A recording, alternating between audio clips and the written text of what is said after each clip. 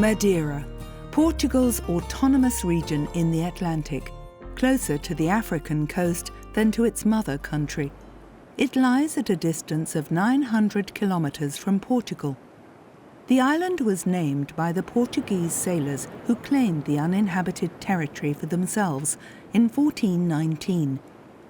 Madera means wood, and there was plenty of it. Almost the entire surface was covered by dense forest. Since 1982, 2/3 of the landscape have been under protection. The water on the south coast is clear and calm. It is the habitat of several dolphin species that live here all year round. The sea is up to 4,000 meters deep and offers enough food for all the animals.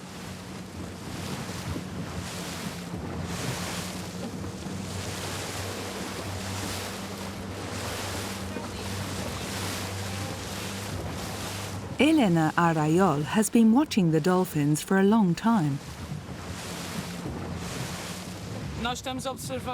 We're watching rough-toothed dolphins, a species that is not very common in the waters of our archipelago. But when they do appear, they behave exactly like they do here, very social, very curious.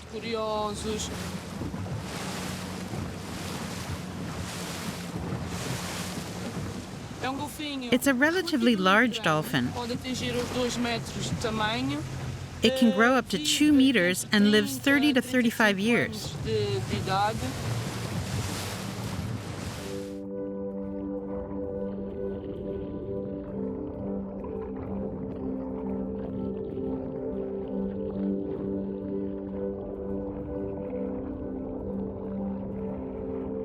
Rough-toothed dolphins are sociable and often travel in groups of 10 to 20.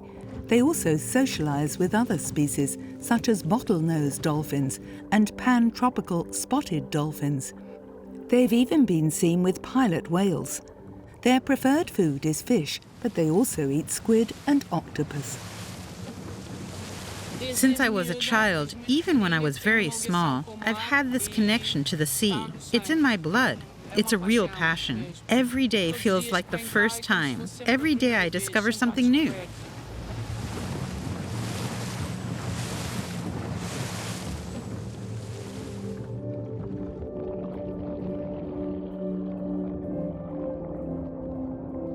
Rough-toothed dolphins have a larger brain than most other dolphin species. That's why they are thought to be among the most intelligent of their species.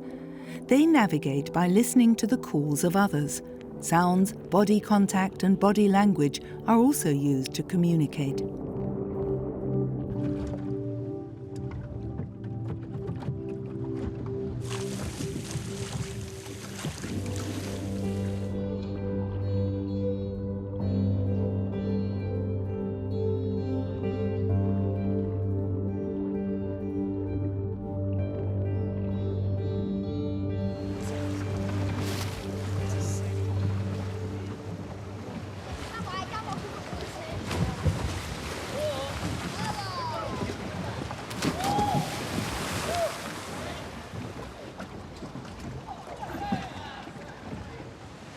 The Fort de São Tiago in the capital Funchal was meant to protect the city from raids.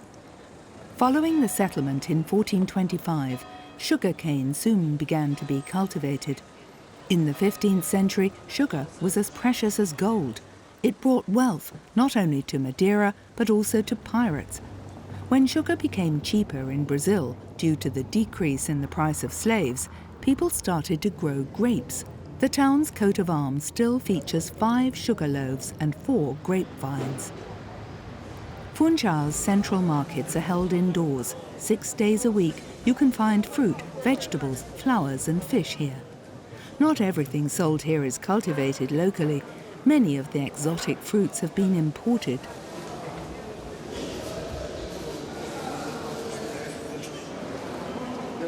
Most of the fish are caught off the coast of Madeira. In recent years, fishing has been in decline.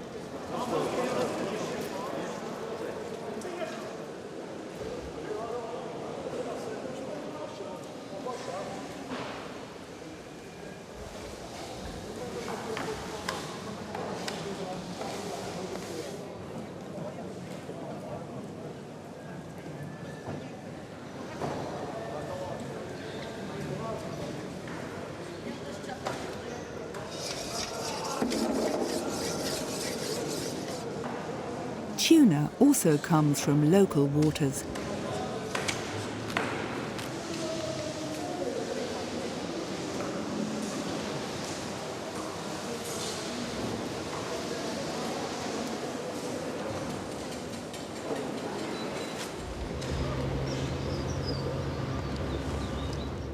A cable car connects the old town with the suburb of Monte, which lies 560 meters above sea level.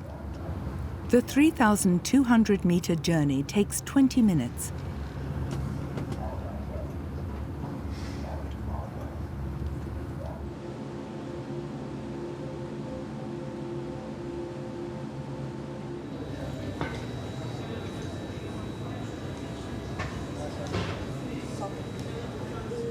The old town district of Funchal. This is where Fatima Spinola lives.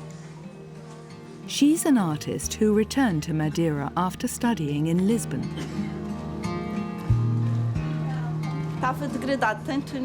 The buildings were dilapidated. They were in a bad state. Same goes for social matters like drugs and prostitution, which were very obvious at that time. And we were all afraid to walk through those streets. I come from the north, from Santana, and when I first came to Funchal, I used to walk down a side street of the Rua da Santa Maria. The majority of people just didn't go through that area.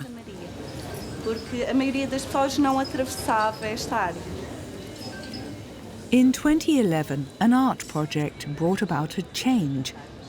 The city supported an initiative by local artists called Art de Portas Abertas, the art of open doors.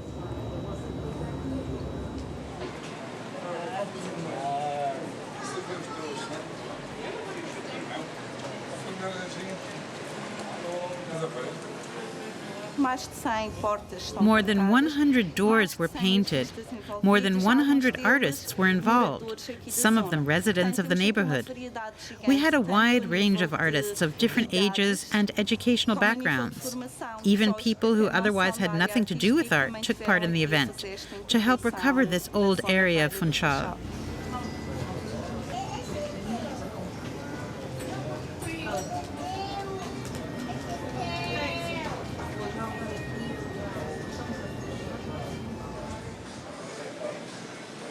Fatima also painted one of the doors, a self-portrait of her and her boyfriend at the time.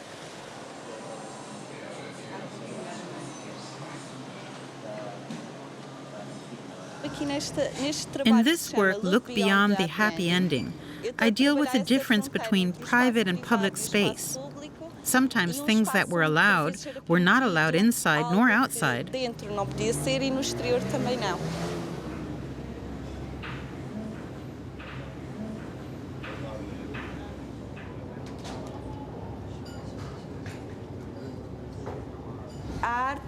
Art has completely transformed this area. Many buildings were bought up and renovated and now serve a different purpose. The social problems were gradually displaced to other areas. We now know art can help with change, and today tourists and locals can walk along here in a much more relaxed way.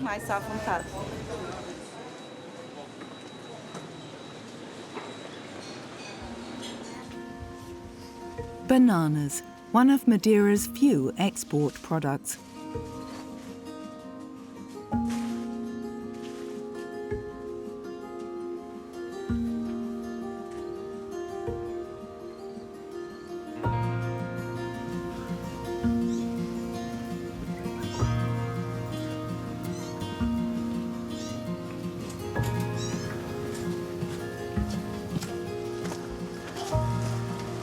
Bananas need 6 to 8 months to ripen.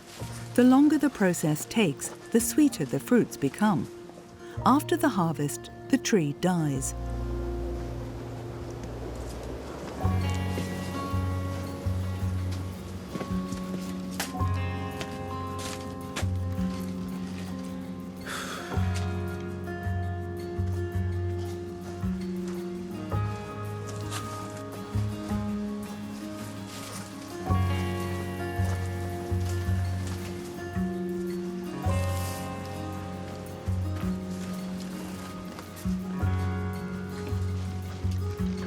The workers have to carry 35 to 40 kilograms to the truck.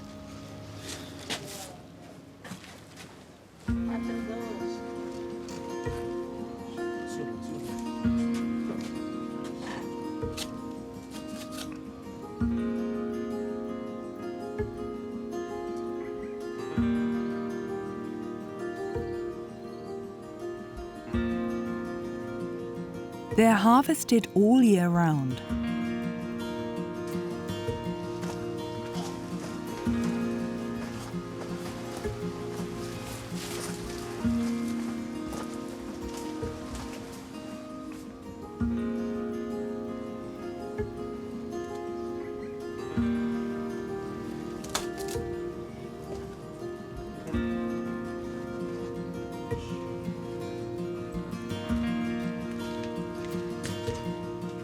Even when they're still green, bananas are very sensitive to pressure.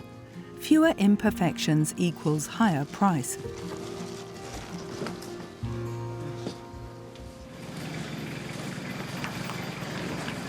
They're taken to a collection point, the first stage on their way to being sold. Agostinho Serrao inspects them.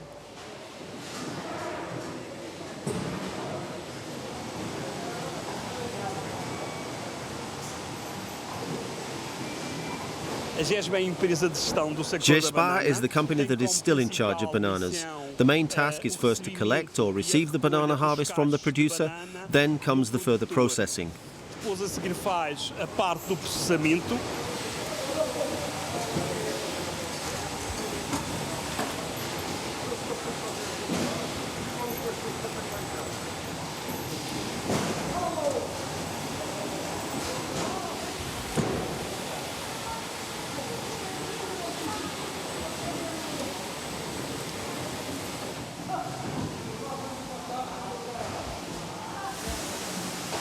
After cutting off the banana fruit, it is washed. This is to prevent fungal infestation. Here, the fruits from 2,800 different producers are sorted, weighed, and packed.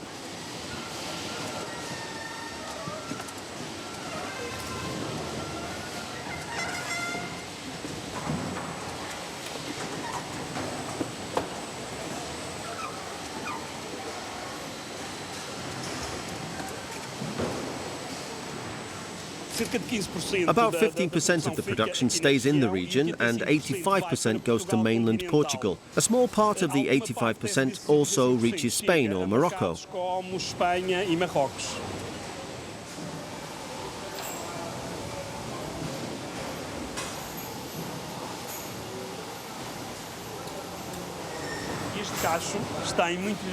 This bunch has much better properties than this one. Why? The cleaning process has damaged it, and this one was not flawed.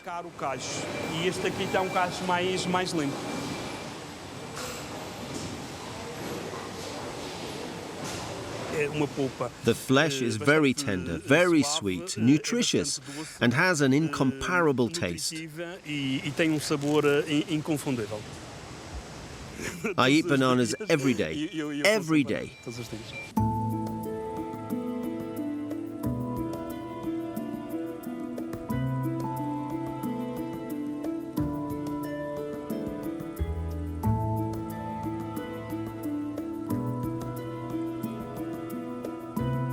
Levash, man-made water paths. Without them, the settlement of Madera would not have been successful. Now they are to be commemorated. My name is Susana Fontina. I'm a biologist and I work for the Ministry of Environment. I'm currently coordinating the application of the Madera Levash for the UNESCO World Heritage Program.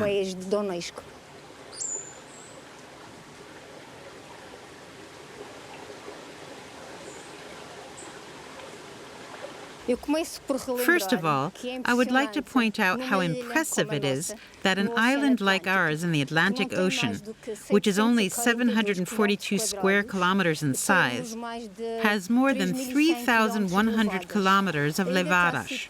The island was discovered in 1419-1420.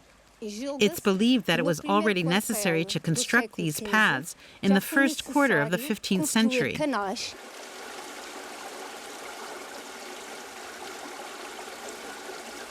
It became increasingly necessary to transport the water from the north to the south, where people settled and turned to agriculture, such as the cultivation of sugarcane.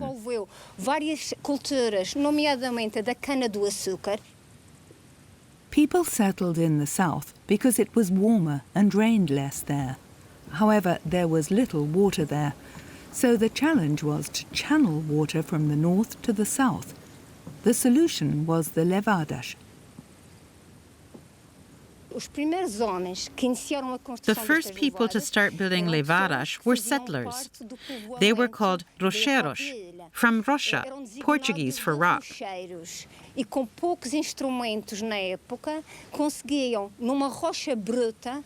With the tools of their time, they managed to cut water paths into large rocks in places that are absolutely inaccessible to us. This was crucial for today's wealth of Levash.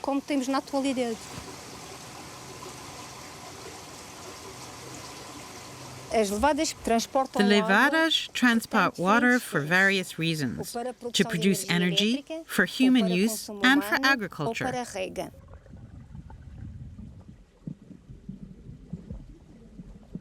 The network of Levash can be seen as a circular system. Think of it as a heart. The heart is basically a spring. It pumps the water through the arteries.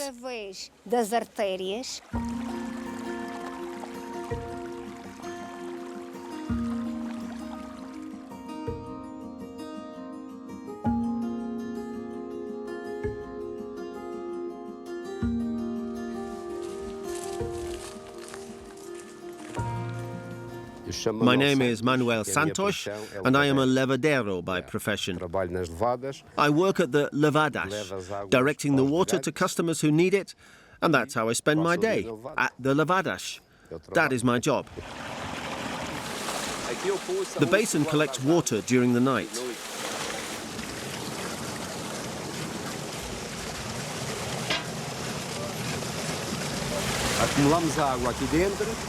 We collect water here to open the valve the next day so that people can irrigate their fields.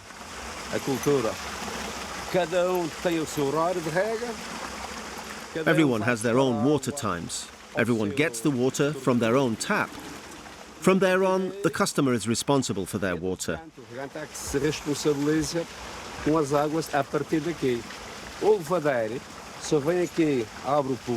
The levadero only comes here and opens the valve of the basin.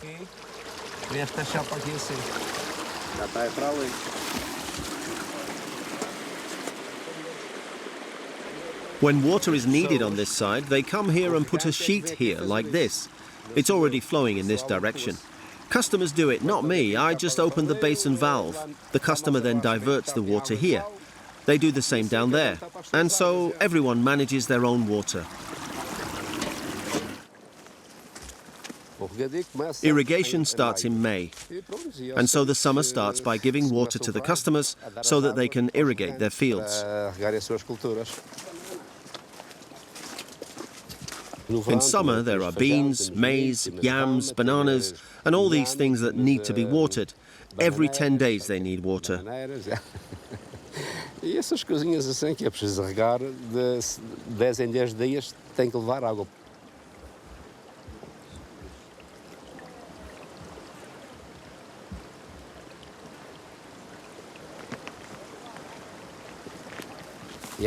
It's like this. If I need 2 hours of water, I get a bill to my home. It comes from ARM, the Madeira Water and Sewerage Company. I get a bill to my home to pay for the water. So everyone pays for their own water times. One has half an hour, others have 2 hours. Still others have 3/4 of an hour.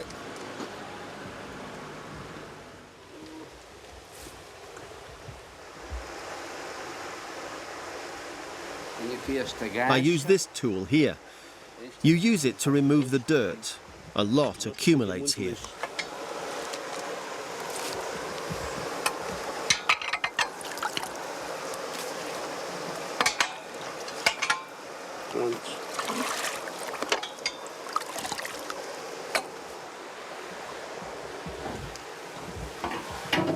With water, it works like this. There are 4 holes. I pull this sheet out and that's it. The water is divided.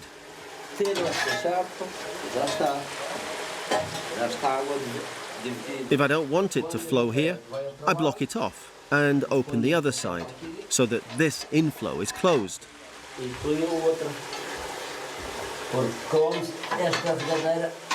I push these plates in, later I remove them again, and half flows in one direction, the other in the other direction.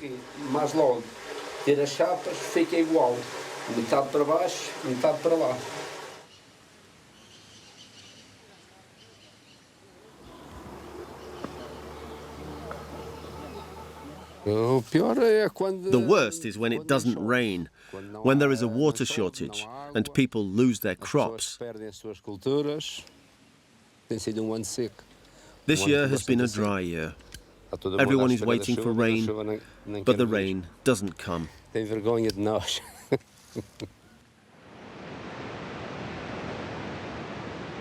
A narrow peninsula in the east. Madeira's volcanic origins are clearly visible in the rocks. The colours come from volcanic eruptions.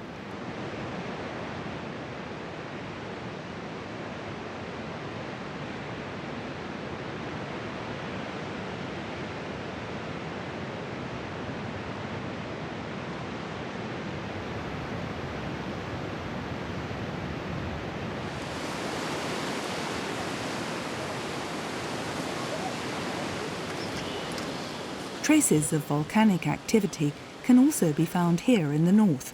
Lava pools created on the seabed by a volcano that has long been extinct.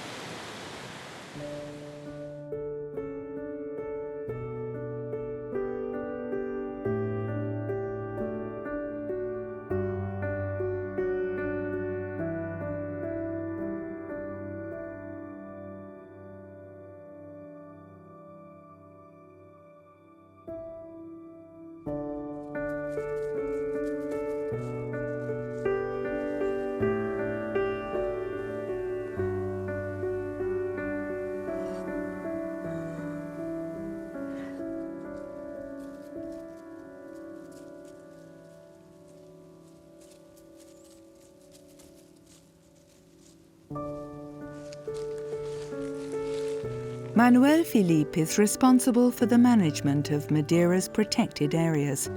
He's accompanied by Alexandre Andrade, who grew up here. We are in the middle of the Laurel Forest, the Laurel Forest. In the past, 20 million years ago, it covered the whole of Europe. Madeira has the largest and best preserved area of Laurel Forest in the world. This shows its importance. There are about 15,000 hectares of Laurel Forest.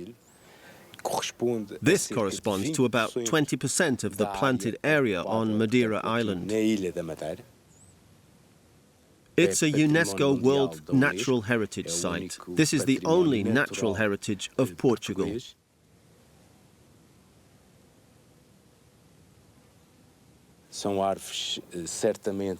It is centuries old. Some of them show signs of possibly being 1,000 years old.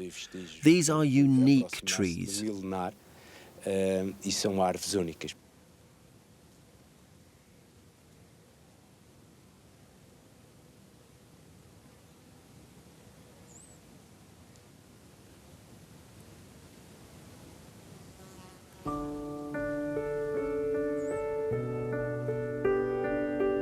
Laurel forest grows at an altitude of between 300 and 1,300 meters.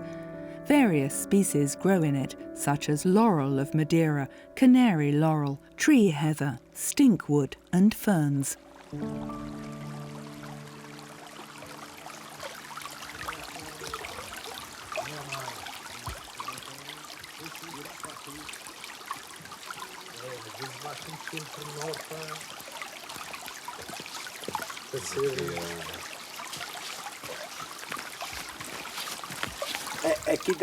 Here you can see very well the individual components of the laurel forest, from lichens to moss. And if you look at the shrubs, it's tree heather. And then here, the biggest trees, in this case, are the real laurels. They are fantastic.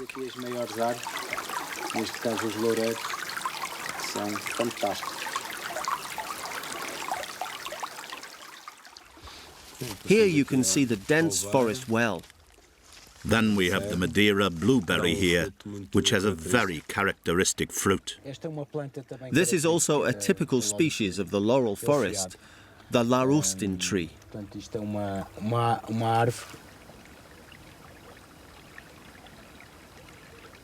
Here is a snail.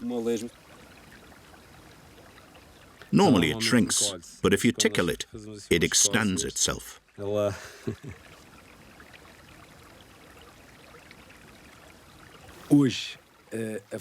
Today, the Laurel Silva forest is important for the inhabitants of Madeira, especially as it is the main area for getting water. All the springs that supply the entire population, sustain all the agriculture, originate in the Laurel Silva forest. It is the fruit of its vegetation, the dense fogs through which the condensed water is channeled into the ground. Que depois condensam a água para o solo.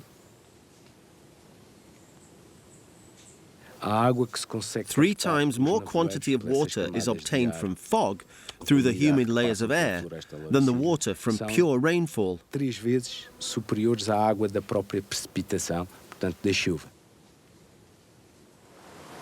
90% of the Levash start in the Laurel Silva forest. It is the Levash that carry the water from their sources in the laurel forest to the cultivated fields and the people.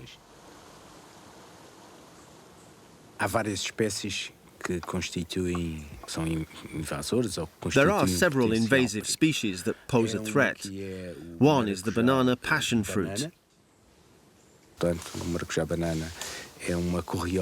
The banana passion fruit is a bindweed. It could cover all the larger trees in the Laurel Silva forest, even causing them to die.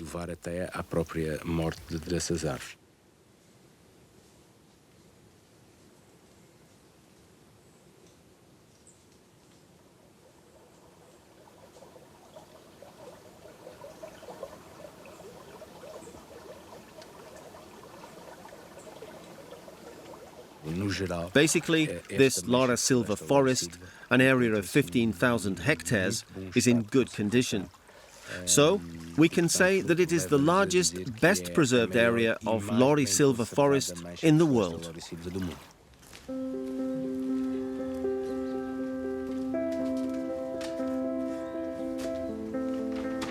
Anna Levash and Louisa Santosh are friends.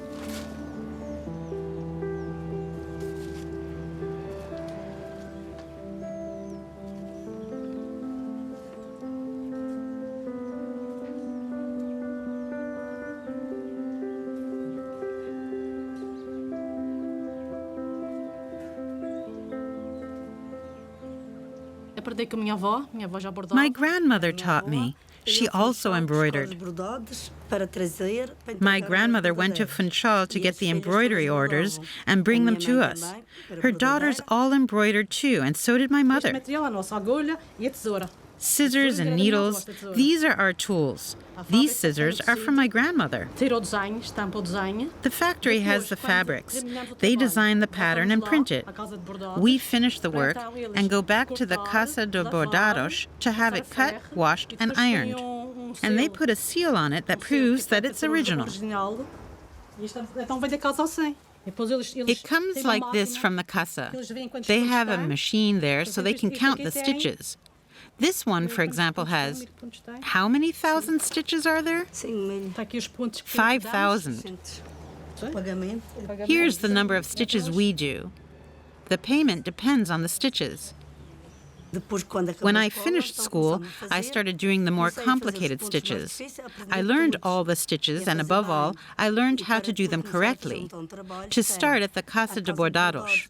She was 12 years old then. It's our profession. We're insured by Social Security. Embroiderers retire at 60 because the work is very damaging to the back and eyes. We embroider during the day for as long as we like. The Madera embroidery often refers to our Laura silva, to our plants. 2 months. 2 months for all that. But I have to work on it every day, from 1 to 6, from 1 to 7. You have to stitch for a very long time to get it done. The embroiderer almost always does it with their neighbor. In the past, mothers, children, grandchildren all sat together to embroider. Today it's less so.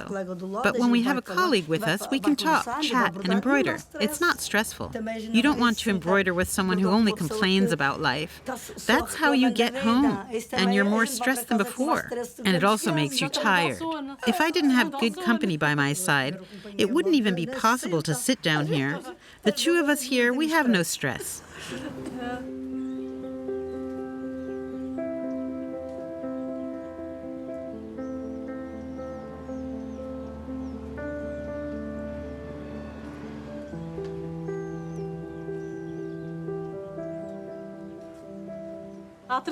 Three years ago, we were in Venice, both of us.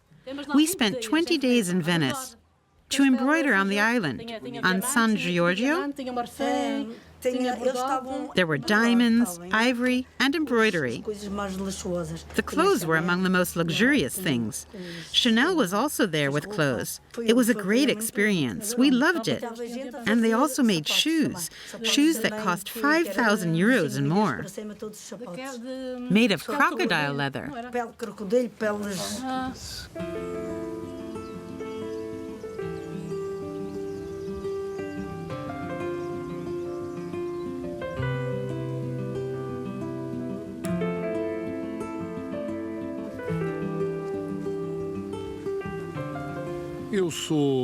I am Raimund Quintal, and I am a researcher at the Centre for Geological Studies at the University of Lisbon.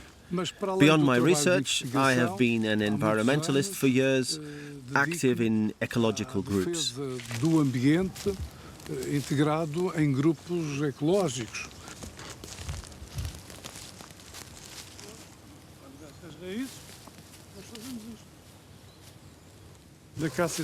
An acacia, rather one of many acacias, also from Australia. The invader here is mainly of Australian origin.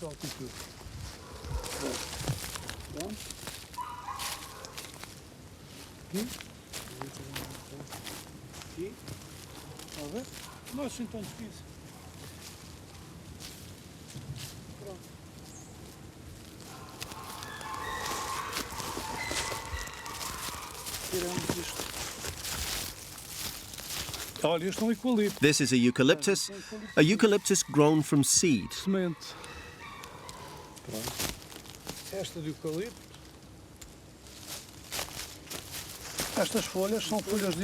These are eucalyptus leaves. If I were to throw them into warm water, I could see traces of oil on the surface.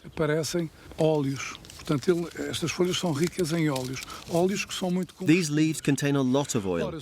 Oil is highly flammable. If the ground is covered with these leaves, and there are many, then a fire spreads very quickly.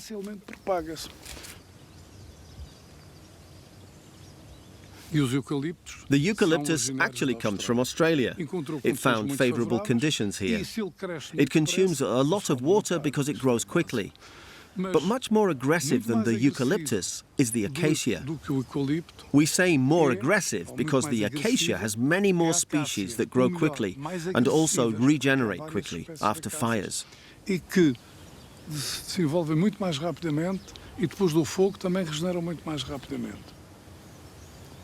9-hectare property was passed on to Raimundo and his group in 2019.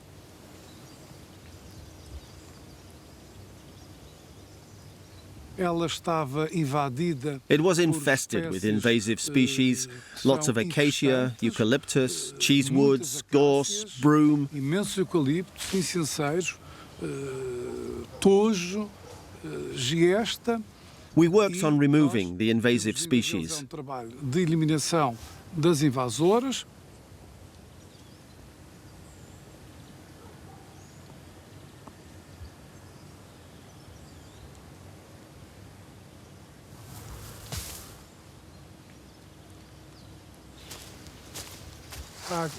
What we want is a good balance between exotic and native species.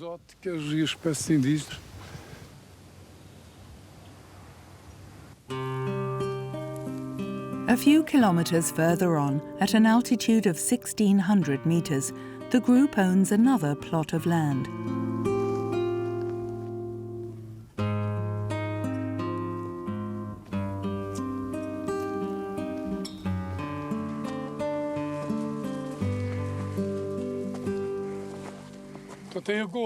Everything burnt down here in 2010. More than 90% of the plants burnt down. In 2016, there were further devastating fires from which the landscape has not recovered. This is a fire tree. It already has ripe fruit. We pick these fruits. They have seeds. We then plant the seeds to increase biodiversity. E depois vamos espalhando para aumentar a biodiversidade. We collect them in buckets, in bags, and take them to the places where they are missing. Onde faz falta. We sowed the broom shrubs. It was the seeds that we collected from other places where the fire had not raged and brought them here. We are recultivating.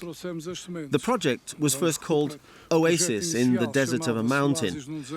After the fire, we renamed it. Now it is called Risen from the Ashes. And that is exactly what we are doing, helping nature to rise from the ashes. Even if it doesn't rain, the water is absorbed by fog, and so the small plants are watered by drops. Our work, therefore, contributes to biodiversity.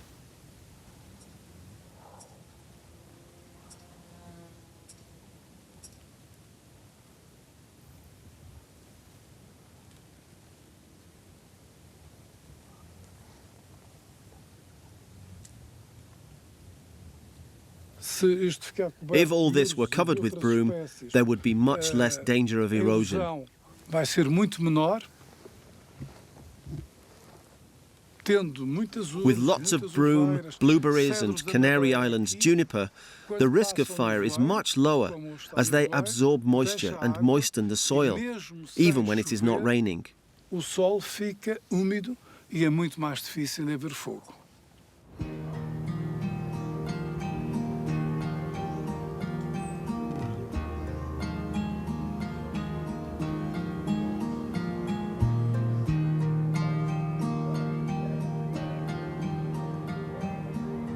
High above the centre of Funchal lives and works the botanist Patrick Garten. He comes from a family of orchid growers and has made a profession out of his profound knowledge and passion.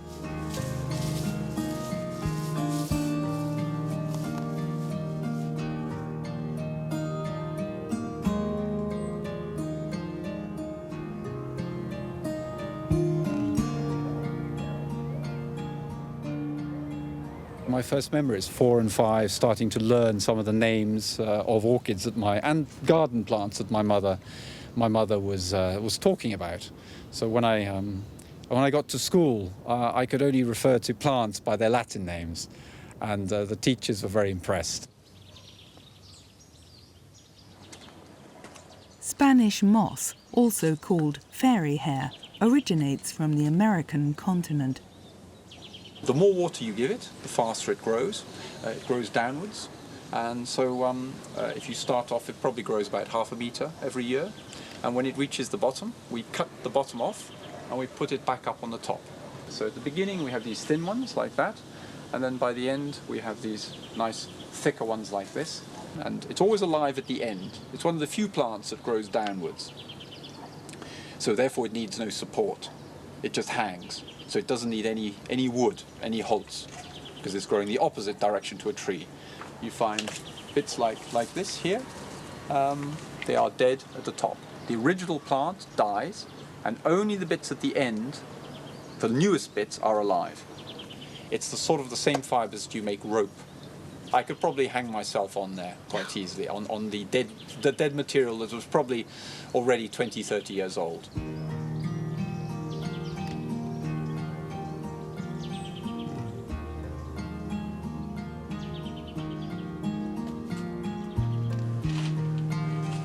The family business is not only dedicated to growing, but also to the conservation of orchids threatened with extinction.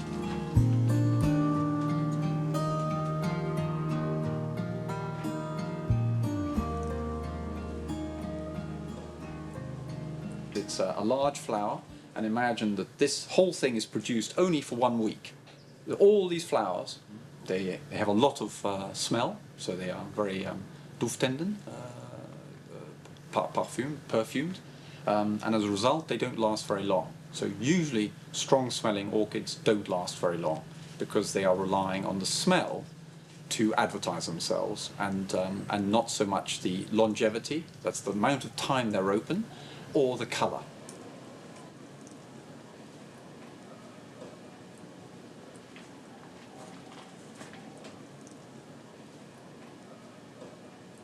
This is a species of Dendrobium, and Dendrobiums are notorious for producing kikis, or babies, little tiny little uplegger. Okay, so they produce little things. The roots already being produced. The roots tend to go to where the humidity is, because where the humidity is usually where they want to be. It's usually where, and a lot of them actually go. They sense that where the humidity is, that's going to be where the trunk of the tree is. So the roots are all going towards the original trunk. They're all facing this way, and Dendrobiums, as a result, if you're growing them in the home, they'll tend to, if you let them establish for 1 year, you must let roots go over the surface, the Oberfläche. Is it Oberfläche? The surface of your substrate, your pot. Must not bury those roots. A lot of people start to bury those roots, or when they go outside the pot, they want to cut them off or bring them back in. You must allow the roots to do what they want, because they are doing the right thing. And if you bury them, you can kill your plant. The principal function is to hold on. If they cannot hold on, then they fall to the forest floor, where it's dark and they cannot survive. So things must get to the light. They must climb up to the top. For that, you must have a good root system that allows you to hang on to your host.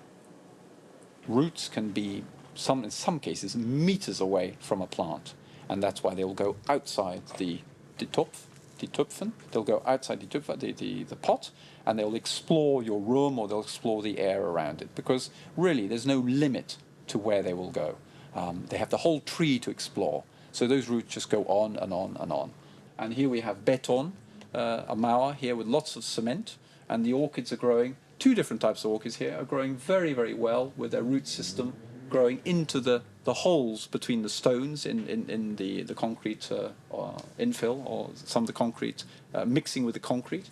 And we have another one here, so this is an oncidium, and the roots are growing again onto the concrete and into the holes, and we have a sarcochyllus here growing with the same thing. And the roots on the sarcochyllus are already almost half a meter away from the plant. And of course they've gone into the wall as well. So no difference to them, whether it's on a tree or whether it's on a cement pillar.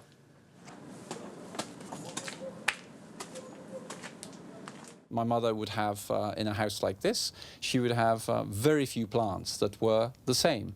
Each plant was different.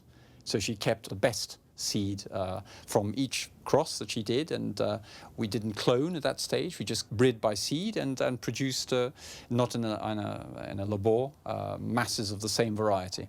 So I remember as a child I would come in here 40 years ago, and we'd look across a sea of flowers, and each one was different. Each one was different. There would be hundreds and hundreds and hundreds, and you would not see the same orchid again, because it was unique.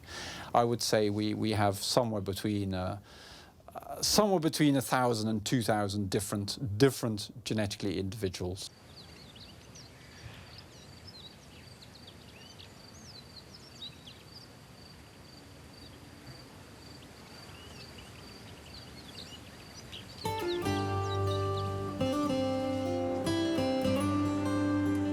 Faja, the name of narrow strips of land by the sea.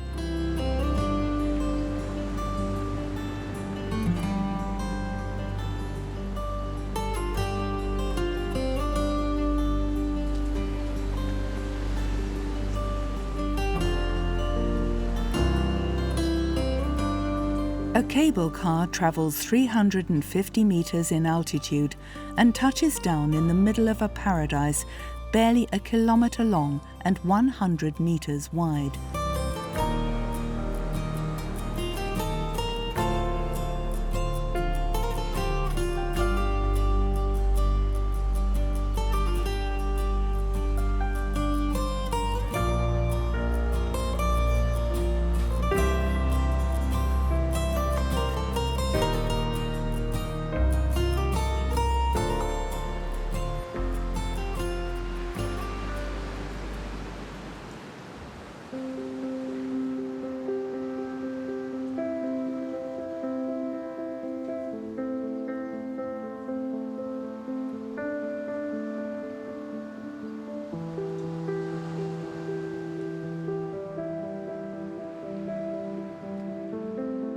Those who farm here know how lucky they are.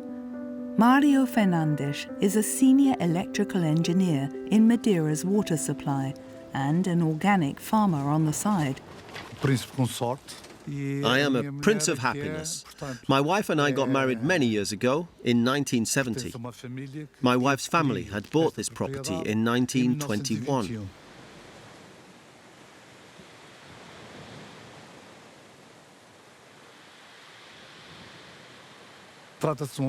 It is a unique property.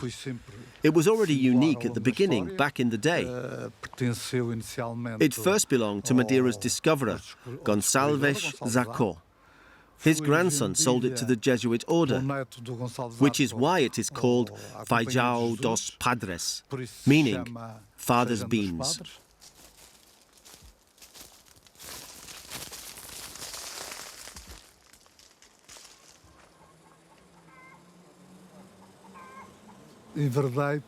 I have variety here, all the fruits that are produced in Madeira.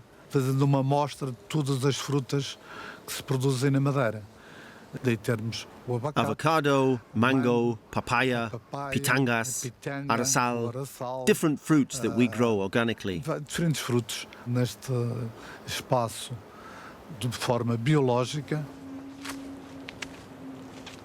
The biggest problem here, the biggest challenge, is the water.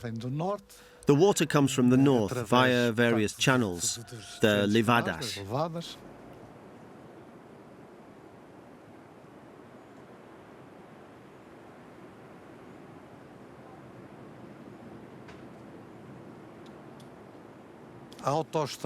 The highway of the past was the sea.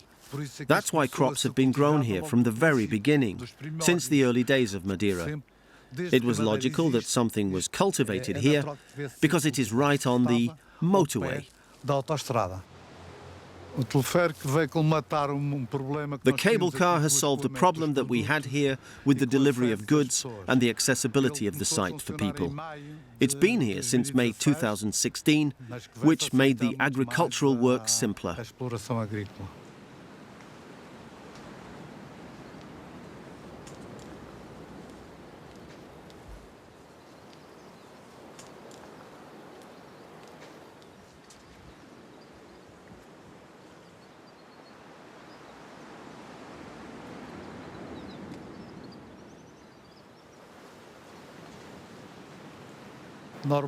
They say there are no roses without thorns. This area has its possibilities, but also its problems. Accessibility problems, size problems, difficulties in creating all these fields. You need a lot of labor. The result is, of course, excellent, but it also costs a lot. It is like a rose. It costs, but it is very beautiful. Mas custa. É como a rosa. Custa, mas é bonita.